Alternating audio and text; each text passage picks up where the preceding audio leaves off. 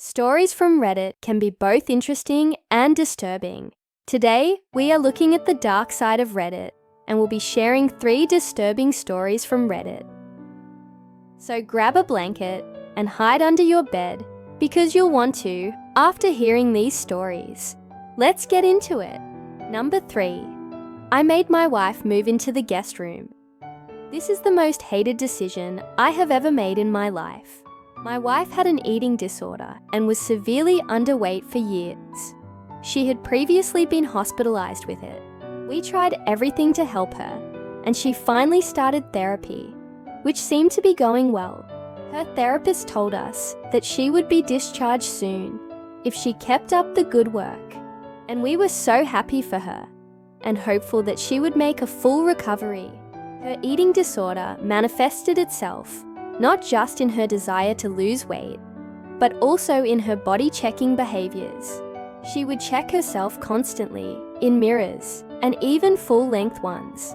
She would always say how much she hated her body, and talk about dieting non-stop.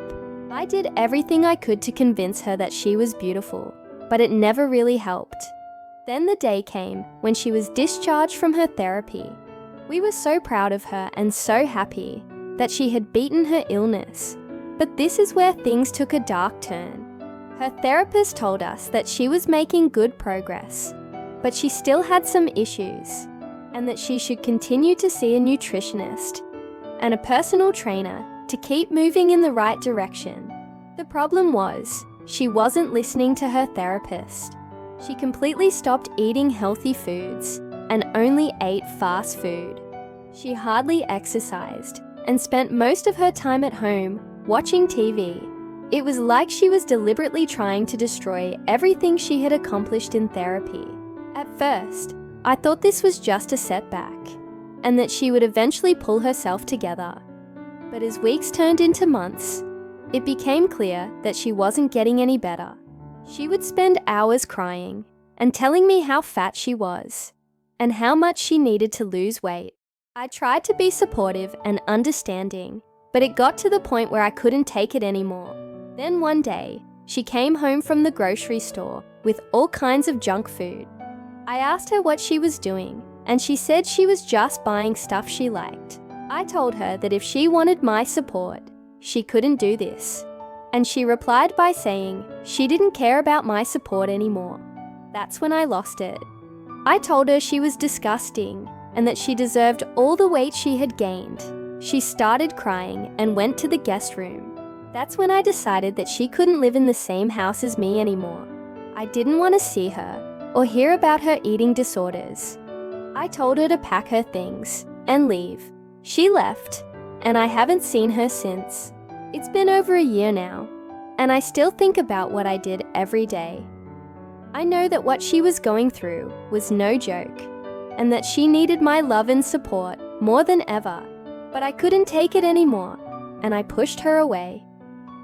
If you're struggling with an eating disorder or know someone who is, please reach out for help. It's not your fault, and there is no shame in seeking help. There are people who care about you and want to help. Don't give up. Number 2. Something happened on our last camping trip that has me questioning whether we're actually alone. So my boyfriend and I are avid campers, and we try to go at least once a month.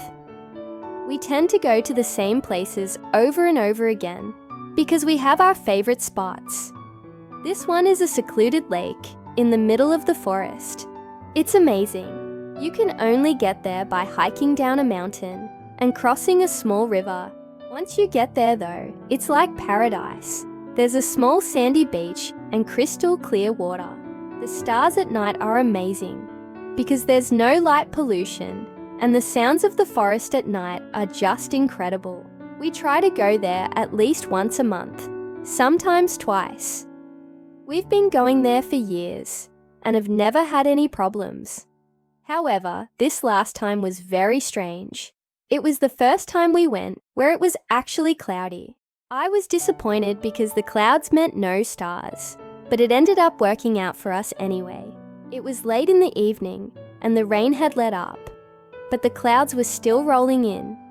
It was perfect camping weather, cool and breezy. We finished up dinner and decided to sit around the fire for a while. As we sat there, the hair on the back of my neck started to stand on end. I don't know if you've ever had that feeling, but it's like the hairs on the back of your neck are being pulled straight up. At first, I thought it was just because of the weather, but then I realized that there was something else there. It was like someone or something was watching us. I tried to shake it off, but then I heard a noise in the trees. It sounded like footsteps, but I couldn't tell. Maybe it was a deer or a raccoon. But then we started hearing other noises, like rocks being thrown and branches snapping. It was like someone or something was purposely trying to make noise to get our attention. My boyfriend and I looked at each other, and we could see the fear in each other's eyes. We started to get up to leave, but then we saw something in the trees. It was a dark shape that seemed to be watching us. We started to scream and make tons of noise, and the creature ran off. We didn't see it again. We packed up as fast as we could and left. I didn't look back once. As we were driving home, we started talking about what we had seen.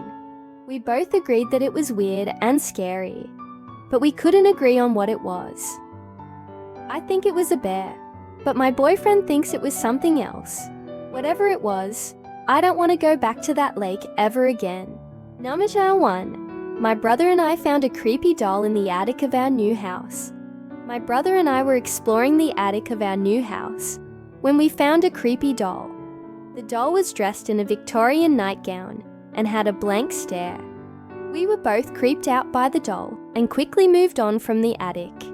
Later that night, I couldn't sleep because I kept thinking about the doll. I decided to go back to the attic to take a closer look. I grabbed a flashlight and headed up the stairs. As I opened the door, I could have sworn I heard a whisper. I ignored it and continued on. The doll was sitting in the same spot where I had left it. I walked closer and noticed that the nightgown was slightly different than I remembered. It was darker and had more lace on it. I reached out to touch it when suddenly the lights turned on. I screamed and jumped back. Standing in front of me was a woman dressed in a Victorian nightgown. She had long flowing hair and pale skin. She smiled at me and said, "Thank you for returning my property." I froze in fear as she reached out to take the doll. As she turned to walk away, I called out to her and asked who she was. She stopped and slowly turned back to face me. Her eyes were black and soulless, and she whispered, "You shouldn't have come up here." With that, she disappeared. I ran out of the attic and slammed the door. I didn't know what to do. I was scared and confused. I decided to go downstairs and find my mom. She listened patiently as I told her what had happened. "There's no such thing as ghosts," she said. "It must have been your imagination." I knew she was trying to be supportive, but it didn't help. I couldn't shake the feeling that I was being watched. Every time I went into the attic after that, I felt uneasy. I could have sworn I heard whispers and footsteps. I never saw the woman again, but I couldn't help but wonder who she was and why she wanted her doll back. One day, I decided to research the history of the house.